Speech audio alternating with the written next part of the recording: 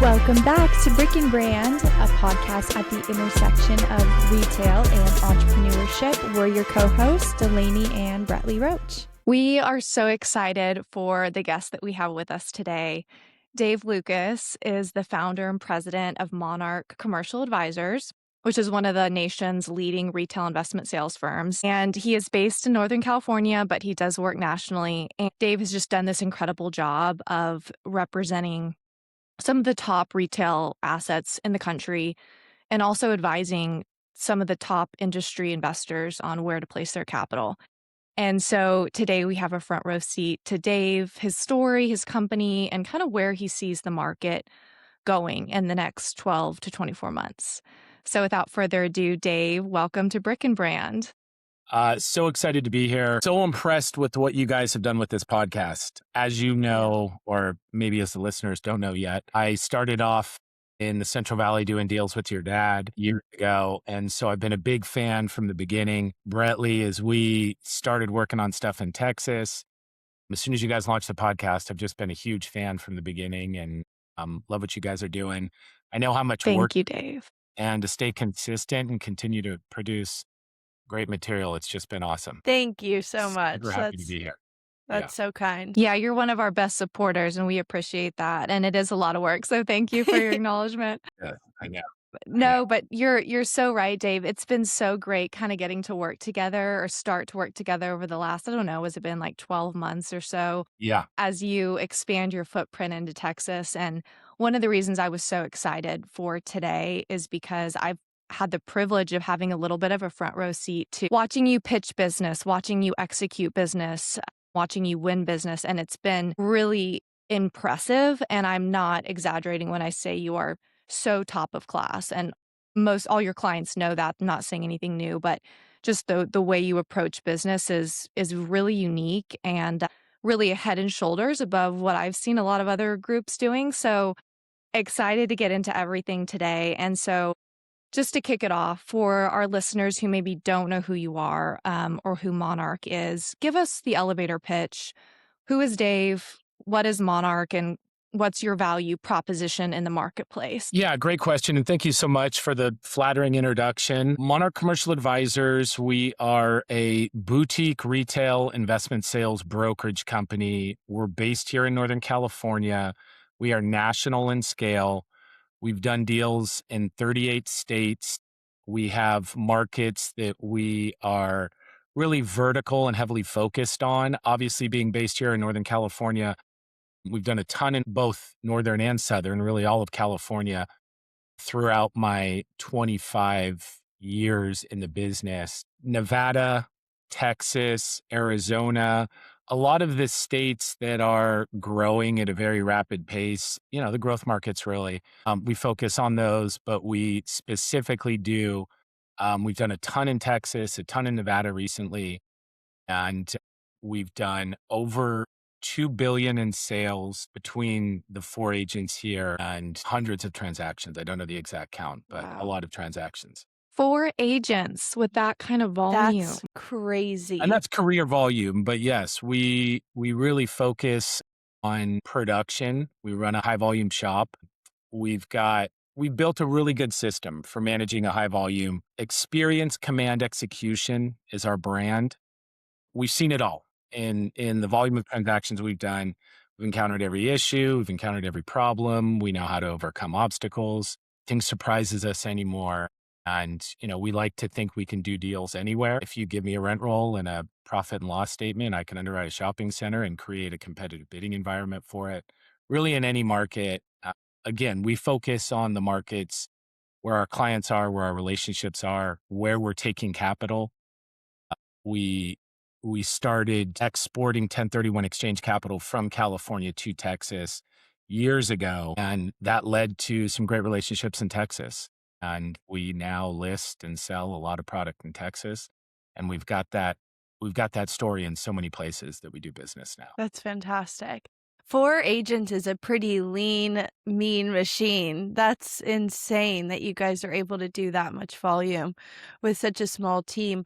What do you think separates brokers who, over the course of their career, are become top producers versus kind of plateau and not continue to grow? What do you think separates that? Yeah, such a good question. There are so many factors that go into Yeah. elevating your business ultimately in real estate brokerage. I think the first thing that a lot of brokers might plateau on is, well, let me flip that answer around. I think the first thing that contributes to growth is really growing your team. And I remember when I first added a full-time assistant to my team, and it was years ago, but I remember thinking, am I going to fill this person's day with work? Are they going to be fulfilled in what they're doing? Am I going to pay them enough? And then quickly focusing on what I shouldn't be doing with my time. I shouldn't be filling out a representation agreement. I shouldn't be drafting a contract. Can I bring in an elite escrow manager to manage, the back and forth of closing a deal? And the more I freed up my time to do what only Dave Lucas can do, what only the broker can do, okay, is it closing deals? Is it out meeting with clients? The more I freed up my time, I think the quicker your business will grow. Mm. And it's a big investment, right? It's a big investment Mhm. to hire somebody to ultimately manage them. As soon as you start growing your team, you become a manager. And, so many brokers in this business will hire assistants and then treat them like a junior, right? Like a Mm. junior agent. Mhm. Mhm. Really, they work for you. They're an employee. You need to create a good environment for them. Mhm.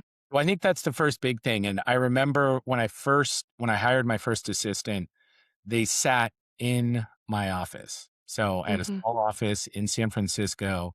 There were space constraints in the office, and they sat in the office. And that was such a blessing because they heard and saw Mhm. everything, right? Just that Yeah. osmosis of working together. We became a really efficient team. So I think that's part of it. I do think constant coaching and training throughout my career, spending time and money on coaching and leadership training, etc. You'll never get coaching and immediately everything clicks, right? Mhm. That's never going to happen. But the more you get coaching, the more you're looking for information, goal building, business plan building, all of that, I think eventually, you naturally level up.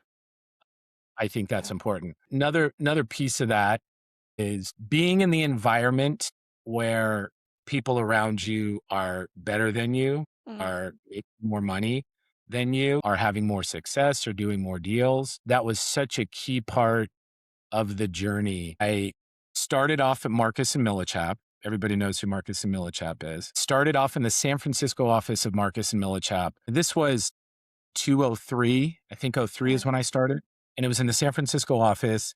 It was an awesome environment. Tons of producers, the top apartment broker in the country, office, retail, there were so many producers in that office. It was a top 5 office at the time. And there was so much to learn, so much to sponge off of. I mean, you both work with big producers and just being Yeah. around big producers, you learn so much, right? Yeah. Yeah. Yeah, I love how you answered that question because there's so many different layers there. I think the first thing you said I can relate to so much kind of as I'm trying to build my team, and we just did a podcast Mm. on the broker plateau and how to free up your time, and you're so And right. When you first hire someone, you wonder, "This is a lot of money. Did I make the right choice? Are they even gonna be busy?" And part of your brain is saying, well, just why don't I just do it myself? Do I really need this person? And you're so right. The more you can get that stuff off your plate, the growth almost kind of happens naturally. As Mhm. your time frees up, you start using that time to look for opportunities. yeah. Mhm. And I'm naturally a control freak. Aren't And we all? so do I want to see the rep agreement when it's done? Do I Probably. took me a long time to find someone that I would trust to underwrite the deal the way I'd underwrite it. And by underwriting, I mean, get down to the NOI, track every dollar and cent of what the net operating income would be on a deal. I'm still going to price it today. I'll never give up pricing. That is my expertise. That is one of my superpowers. But to trust someone to get their underwriting, all the way down to the exact penny, to where when we go to market, get it in escrow, a buyer's not going to say there's a $20,000 mistake, we trade the deal for a couple $100,000. Yeah. So yeah, it is really, it's an investment. And Brettley, I've worked with your team and, been to Segovia, and I know how busy you are. And I know just personally, because we've worked together, there's Yeah. definitely things I know you do Yeah. that you don't need to, right? I know. It's a work in Oh, yeah. progress, Dave. You're motivating me through Right, this to right. do less of that. And the part about being also around producers, when I was at Marcus in San Francisco, I went to Oakland to open their Oakland office. I was still living in the city. And within 2 years, I was the top producer in a new office, in the Oakland office. Wow. But I wasn't doing that well. And I knew this Mhm. is not the top end of where I expect to be. And so I went and joined Capital Pacific, where I was at for 15 years. And they were a big group of elite agents doing big deals, exposure to institutional and big portfolios and all of that. And I knew if I put myself in that environment, I would get opportunities to really grow, work the big assignments, and that's ultimately what happened. Yeah. I I think that really could, like what you said about listening too. I feel like that's something our dad has like nailed into our brains from day one. He said to me when I first started in the business, the most valuable thing you can do for yourself is put yourself in a room with people that are smarter and more experienced and more successful than you and just listen and just absorb. And he talks a lot about being in the bullpen and not having private offices and kind of the pros and cons of that, and just how much you can learn from hearing more experienced brokers on the phone, or how are yeah, they interacting with their clients. It sounds kind of like a duh, but when you're new to the industry or you're just trying to scale, I think it's so valuable. it really So is. It really is. And great some of my advice. fondest, sort of grow up memories in the business were in the bullpen, Yeah. or, Yeah. Yeah. cracking up over Yeah. bad call, Yeah. or, I remember listening to some amazing calls, or, Yeah. you learn so much. But yeah, I Yeah. remember those days too. and listening to I love listening to the episode with your dad. He's such a leader and such a wise person in the business. We had St. Mary's in common, right? And when he told his story, I knew it to, almost to a T. Like I'd heard the exact Wow. same story from him before. Yeah. We were doing a deal, and my wife calls it take your Dave to work day. I want to I want to hear the story, And I remember asking him, "You graduated from St. Mary's, then where did you go?" I remember he was living, and this wasn't in the podcast, but I asked him, and he was living in the city. I said, "Where were you living?" He said, "I was living in the North Beach." And then he got the call, "Hey, you're leaving Yeah. the city. You're Mm, relocating." And yeah. it was a big deal, and it was turned into such an amazing opportunity for him. Big So stepping stone. Well, I'll it say, was Dave, I've watched you interact with a lot of new clients, people you're working on, maybe building a relationship with, and that's one of your superpowers is you do ask very personal questions. And no matter who, it doesn't surprise me that you asked our dad that when you were first getting to know him, because that's what I've seen you do with clients here in Texas. And it's you immediately create kind of that personal connection of like, oh, this guy wants to know me and he cares about me, and you kind of feel like it's not just a transaction, which it's Mm. not for you guys. So I love that you brought that up. yeah, So investment sales, I feel like that is something a lot of young people want to get into in the business. And there's like this allure that if you've made it in investment sales, you've really made it, right? The deals are bigger. It just seems like where everybody wants to go. sure. But it's very cutthroat and it's very difficult. And as we've talked about, it can be a little bit of a boys' club where it's hard to maybe break out of your market. There's a lot of challenges. Right. If you were talking to a young broker who's trying to start a career in investment sales, and let's say they have 1 or 2 years, what should they be focusing on their time? Should it just be learning? Should it be cold calling? What would you advise? I would say primary focus should be focusing on the middle market in your given market. So typically you have three main groups of landlords, buyers, et cetera, in a market. You've got the institutional group. Mm. They're highly visible. They're usually accessible. Your probability as a new entrant in the industry and investment sales of getting business out of them is extremely low, right? You've got the middle market. These are the clients, Bretley, that you and I are doing business with. These are the people who own 2 to 20 deals in a market. These are the developers who have 5 projects going. These are the groups that are going to transact 10 times in a year on something. They're going to sign 4 leases, sell 2 centers, et cetera. And then you've got the mom and pops, the private investors. And when I started at Marcus, the model was go find 800 people in Solano County. That was my first, that was the market that Marcus gave me. And go meet and talk and try and transact with them. Hmm. Probably of the 800, 750 of them were mom and pops who were going to do one deal every 5 years. Yeah. Focusing on that middle market, and you've worked with Matt on our team. Awesome. Matt Shout out to Matt. is super focused on the middle market in Houston and in general in Texas. And as a result, we've really wired Houston, we're wiring San Antonio, we're wiring Dallas, but that's where all the main transactions are. Mm. So, focusing on what information can you get for them? When we call our clients, we always have, some piece of information, something in our hand. That's Mhm. what can we give them, whether it's a comp, whether it's a deal that hit the market, whether or not they're a buyer. I want to tell them the kind of activity we're getting. We listed at a 6.5 and we're seeing offers at a 7. We to land at a 6.75. Always information to share.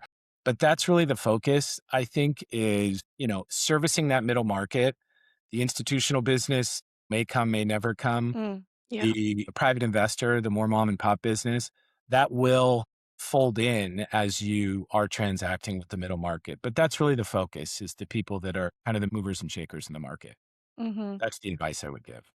Are you guys working on deals in Dallas or other parts of Texas together? Dallas, and we're trying in Houston, right, Okay. Brett? We're trying. Yep. We're going to make it happen. Yeah. We're going to make it happen. Absolutely. Yeah. And Texas is such an awesome market. So much Yeah. capital is going there. And a lot of Texas is, as Brentley described it, is kind of, boys club, but more just Yeah. Texas club, right? We're going Yeah. to do deals in Texas. And it was funny the last time, Brentley, I think I told you this, the last time Matt and I were in Houston, not the last, one of the last couple trips, we go to the rental car counter, they give us our rental car and it has California plates on it. And we're like, come on. No. Like, You're gonna have a can you target on give your me a back. Florida plate, or something? Yeah. But, We're gonna get booed. but there's just so much happening there and it's not going to stop. It's not going to stop. Things are going to continue to grow. Such a business friendly state. We're all from California. It's still an amazing place to live. It's always going to be an amazing place to live. The business environment, things like this, billionaire tax, it's going to have, financial impacts on the state, and Texas is just go, go, go. Yeah. So much money wants to go there. And even the people of Texas and the owners in Texas want to stay there. Yeah. So there's just so much opportunity all over the state. Yeah, I love that. You picked a great state to live in, Bretley. I feel like You that, really Thank did. you. that energy really is I like didn't palpable change when my you're there. California number. I'm hoping it doesn't impact me too I much. love the repping of the 661. 661. Yeah, sorry guys. That's Sorry, it. Texans. I love I it. still Yeah. have people go, I saw 661 and just declined your call. And I'm like, It's so I'm messed in up. It's California. so Like, what do messed you up. mean? Yeah. Totally. Sales call. No, Yeah. I love it. I love it. Stay true. Stay Yeah. true. Dave, this show was kind of actually born out of Bretley and I calling each other and telling each other crazy stories or Yeah. things that were happening. And I feel like there's such a curtain over real estate, and so many people don't really know, especially commercial. People don't really know what it's about and what it's like Right. to be involved in it day to day. We love to tell stories on here about crazy things that have happened because we know it happens to all of us. What's a deal or a transaction over the course of your career that was really memorable or unique, and why does that stand out in your brain? Well, before I answer that question, I do want to compliment you both on, telling the stories. So much of what you are sharing is honest, vulnerable. I think so many young people who are getting into the business are learning about it, need to hear it, need the encouragement, especially women in the business. I mean, just so much awareness to what you guys are doing. So I wondered at the very beginning, I'm like, is this going to last indefinitely on episodes? And it totally has. I mean, it's so fresh. Yeah. It's so cool. So Thank you, you. Dave. Thank you. I love hearing it. And I also listen to robotic podcasts about the Yeah. 10-year treasury and CMBS activity. Yep. Snooze. Yeah. Total snooze. I want it. I listen to them on a weekly basis, but your content is so refreshing. So I want to compliment you guys. Thank you. Thank you, Dave. That means so much. Yeah, seriously. I mean, there's so many deals, they all start to blur together. Yeah. There's ones that I get really freaked out on, right? For the client. I had a deal. This is a good deal story. I had a deal in Reno. This was 2014, 2015. I'd been licensed in Nevada for a couple years. Kind of got the license because I knew this deal was coming down the pike. It was a Walmart shadow strip. So it was the strip retail next to a Walmart, a super Walmart, for those who don't know what a shadow strip is, our listeners. The New York debt fund had taken back the land, put the deal together with Walmart, and then hired a developer to fee develop the shopping center. So ultimately, the New York debt fund was the owner. New York debt funds are not, well, let me just say it this way. They're scary. And if they take back a property, they're going to behave differently. Yeah. And Yeah. I had No mercy. I had no mercy. That's it. No prisoners, no mercy. Mm-hmm. They were my client. And the fee developer is a developer in Reno who I'm still very close with, who had helped them develop it. But ultimately, they were the decision maker.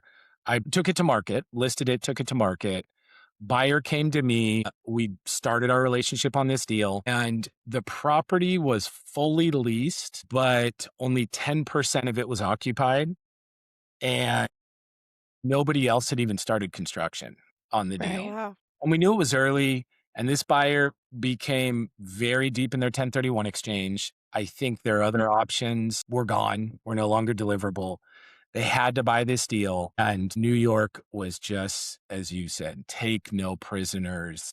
And, put this guy in a position where I sent him an email in the middle of this thing, and it was a huge fee. And I sent him an email and said, I don't think you should move forward. There was a lender involved. They were going to give him all the TIs and all the dollars, all the construction costs to build these things out. But they weren't going to guarantee anything. He was going to take all the risk. He was going to hire his contractors, all these things.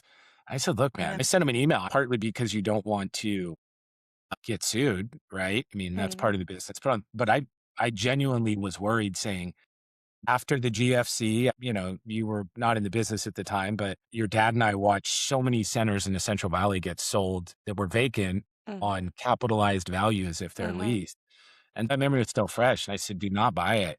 Yeah. And he said, no, I got it. And, very smart guy. He said, I'll figure it out. So we closed it. And that was 2015, put a 10-year loan on it, ended up building it out, getting it all leased. And I just sold it last year. Wow. You sold it again? After his 10-year loan was up.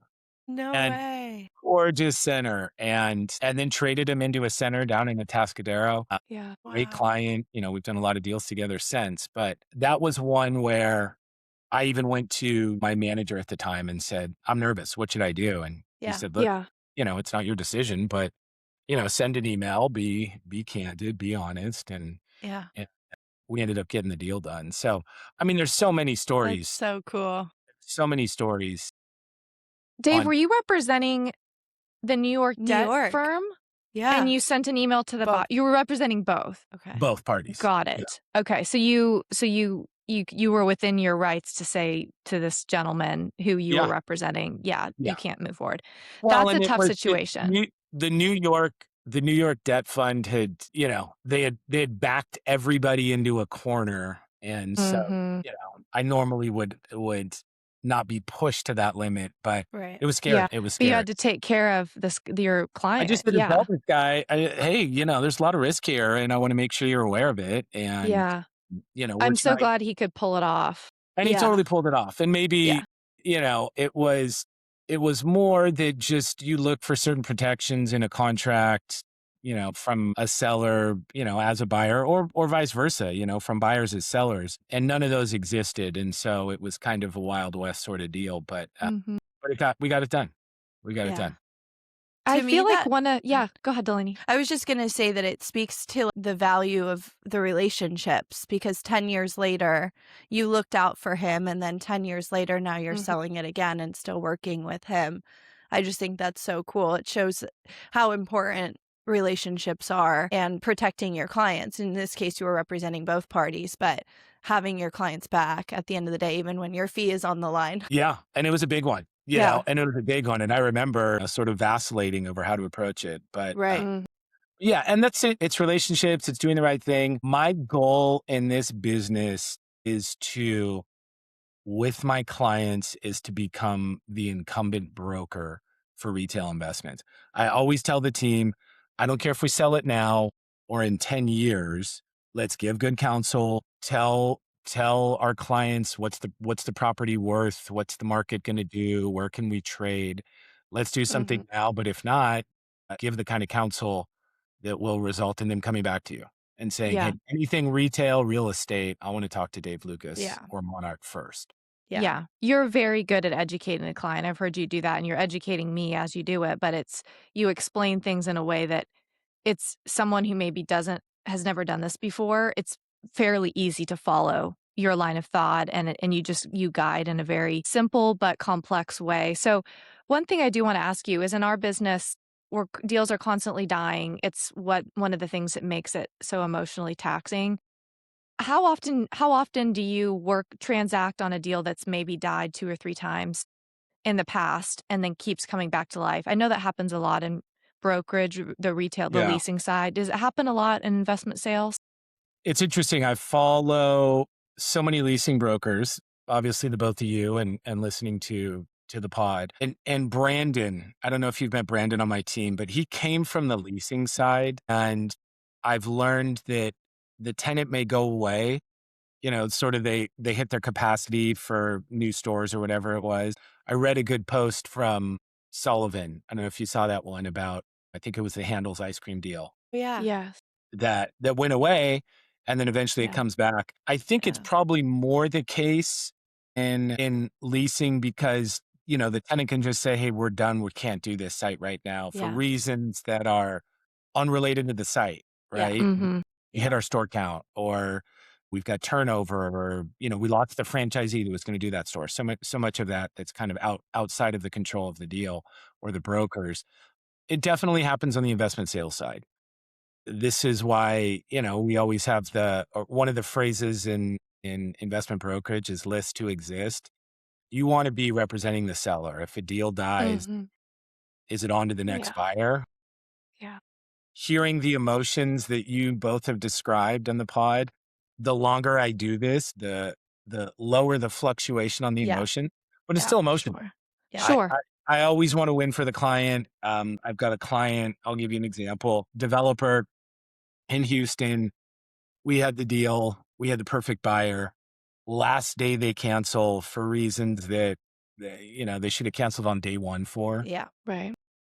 And I was just so incredibly bummed because, my client's a developer and has 3 projects coming out of the ground. Really use the capital. Uh, Obviously, I want the money. Yeah. Obviously, I want the income. The brokerage commission. Mhm. Really more. I was just so bummed for the client and upset that we went back and looked as a team and said, what did we miss? Where was, Mhm. where was the bellwether that this was going south? And we couldn't Mhm. find it. Regardless, it's a loss and it's disappointing. Yeah. It still hurts. And I Mm-hmm. know our client was super bummed. And we have to take responsibility and accountability for the deal not closing Hmm. regardless. So Yeah. I love that you guys huddled up as a team and looked back to see what you missed. And like you yeah, said, it's not always something you miss, but I have that same thing when deals go south. It's like, wait, okay, let me retrace my steps here.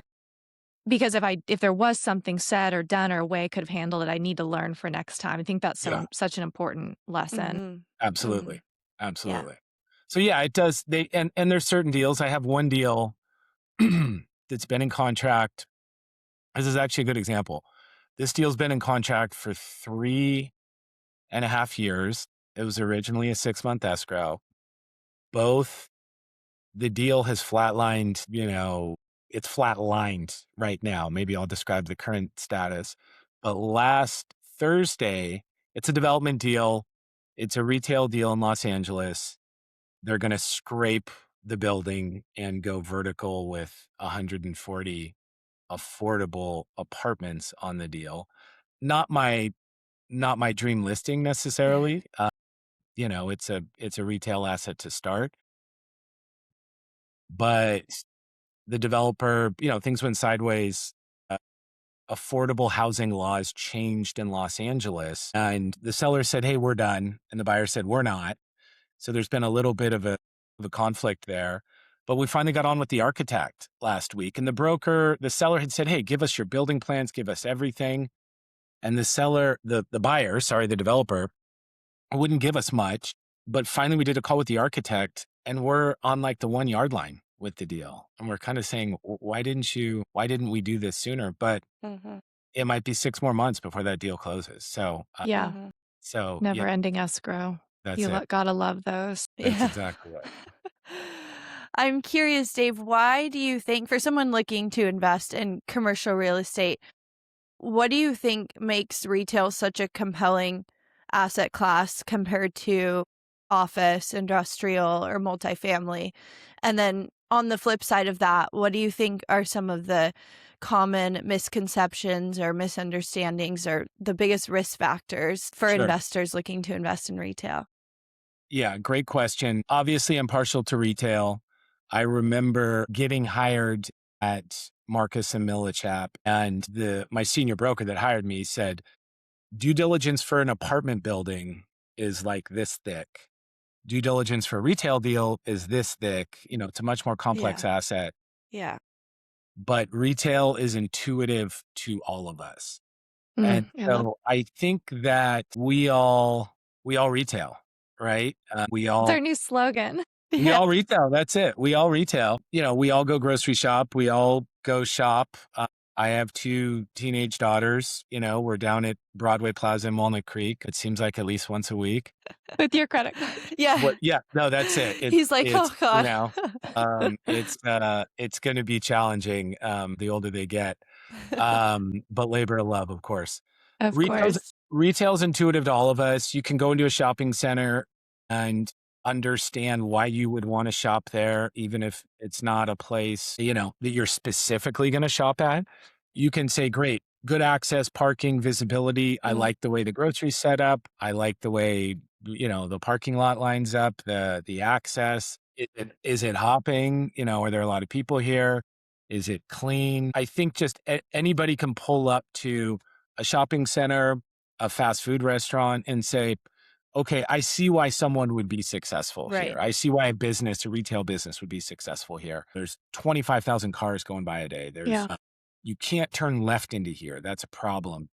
For Starbucks, as you know, they want to be on the going to work side. That's Mhm. something Hmm. you can sort of all figure out. So I think it's more intuitive. Apartments are the age old, work hard, not smart product type. Hmm. Obviously people make a lot of money in apartments but it's just intense management, right? Mhm.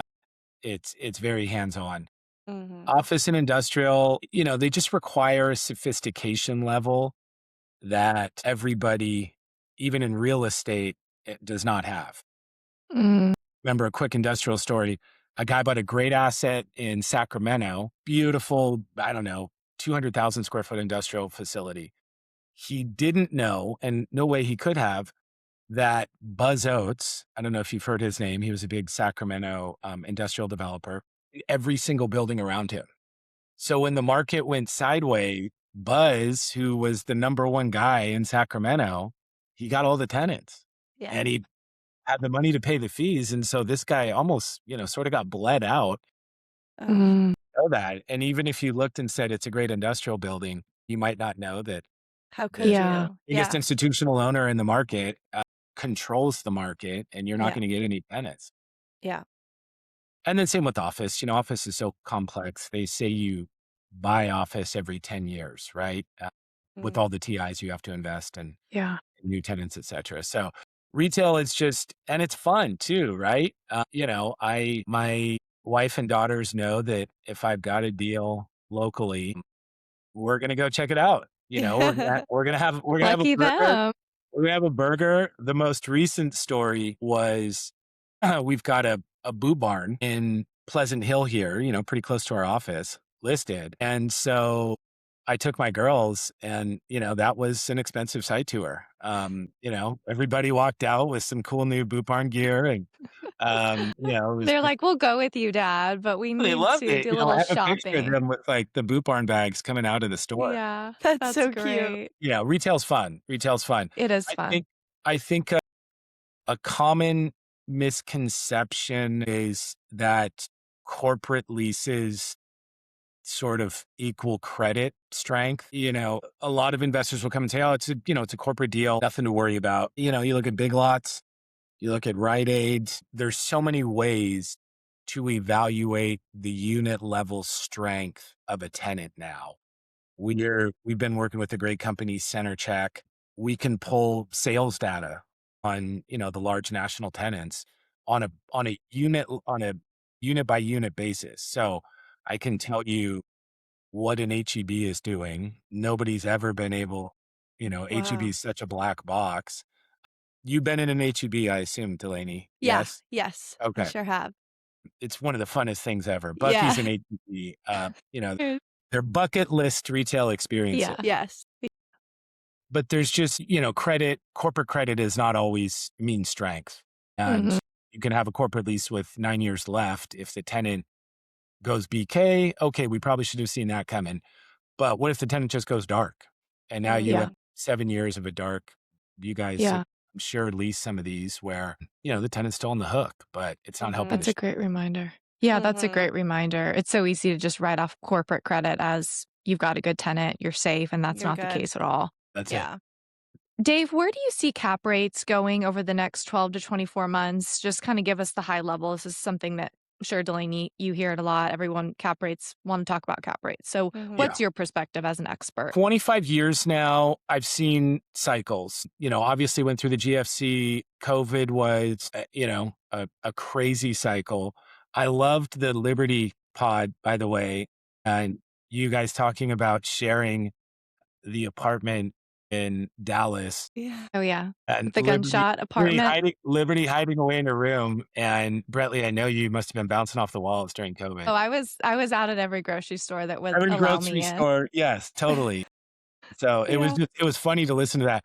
COVID was such a blessing for me because I commuted to the city. We've been out here in the East Bay since 2012. I rode BART to the city for 8 years, 5 days a week. And really right as the girls were, as my daughters, I was starting to coach and, do all those things.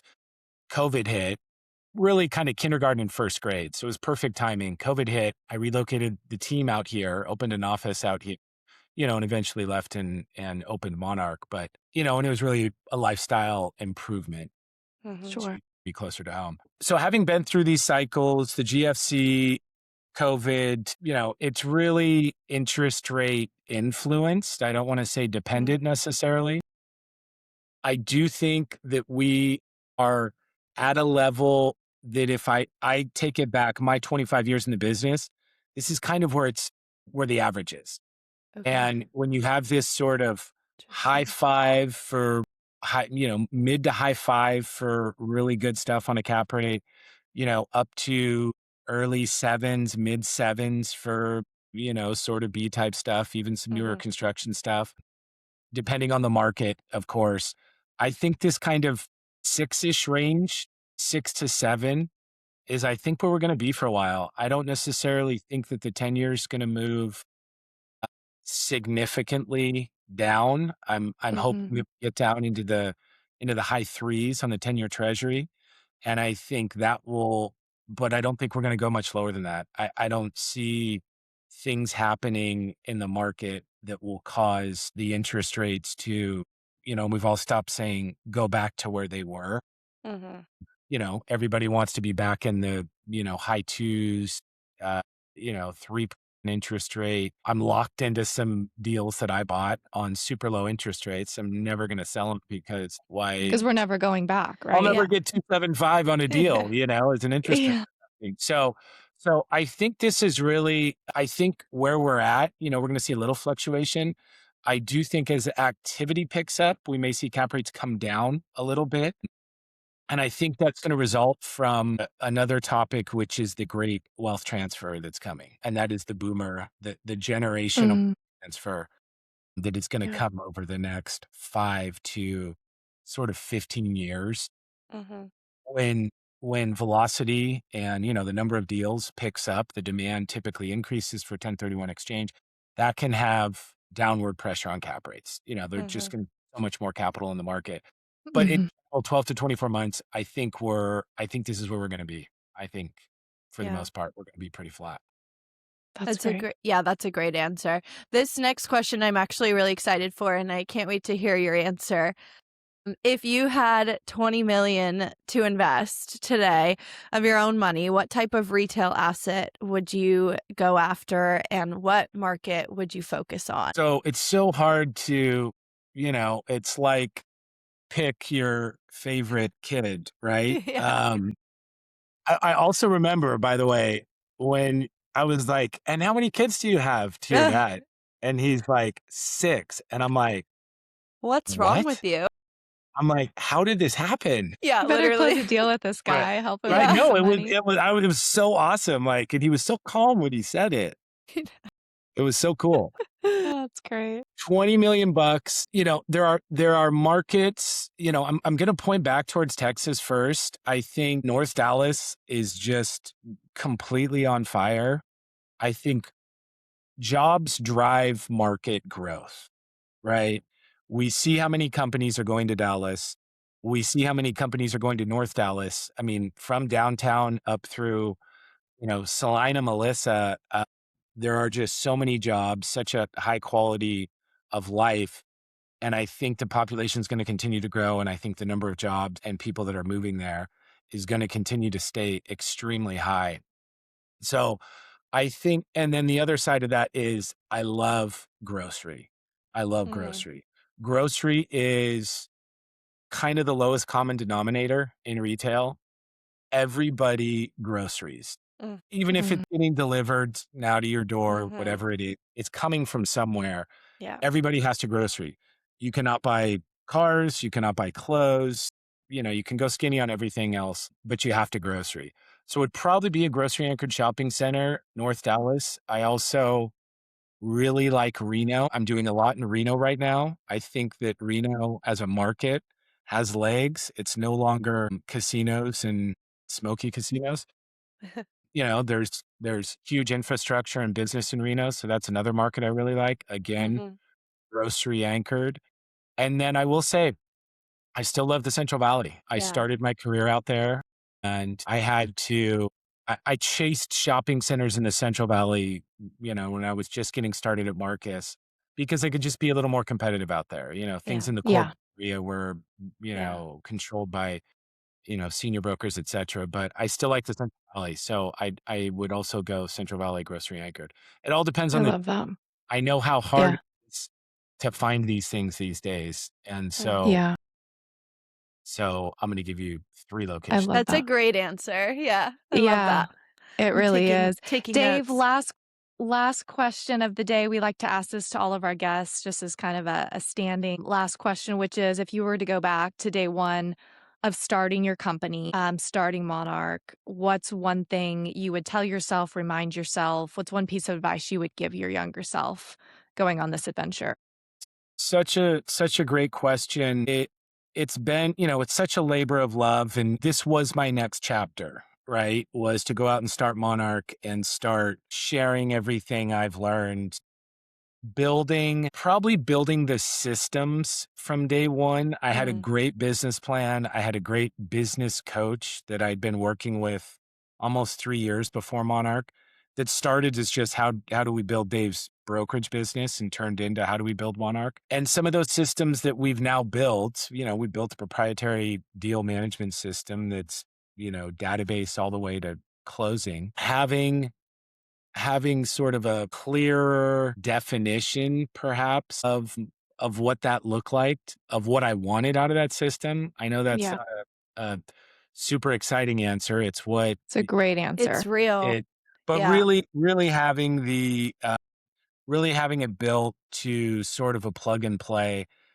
There's only so much time in the day, and as we were leaving, we were focused on our packaging and, our why it closed. I don't know if you're seeing those, Mhm. either of you, but Yep. there are so many things that I feel like with the great people that helped me do this that we got right. That was one we're still working on and learning. Is just that complete system, and it gets better every day, and we've invested Mhm. a lot in it. But that's top of mind today 100%. in the business. Yeah, We talk a lot on this pod about how time is our limiting factor so and how valuable. can you delegate and use your time to the most value possible. Great advice. Dave, thank you so much, truly, for being on the show today. You're incredible. I'm so glad I got to meet you. Thank you so 25 much. Yeah. 25 years in the business, 2 billion in closings, and you still show up with the same integrity that you have from day one when you started. And that's not a happy accident. That's intentional and it takes hard work. And we hope our listeners take that to heart. So thank you so much for sharing your perspective on the industry, the way you do business, and what it actually took to build Monarch Commercial Advisors. So you're incredibly wise. Thank you for your time and thank you for supporting Brick and Brand. We're so happy we got to have you Yes, on. Dave. Yeah, absolutely. Thank you again to both of you for having me on the show, and keep up the amazing content. It's so awesome. Thank I love you. what you're doing. I love what you're doing for the business and the industry, and especially the young people. Thank you Thank again. you, Dave. And we look forward to seeing more of you in Texas. So watch Yes, out, Texas. yes. Be ready. Exactly. And All we'll right. see you everyone next time on Brick and Brand.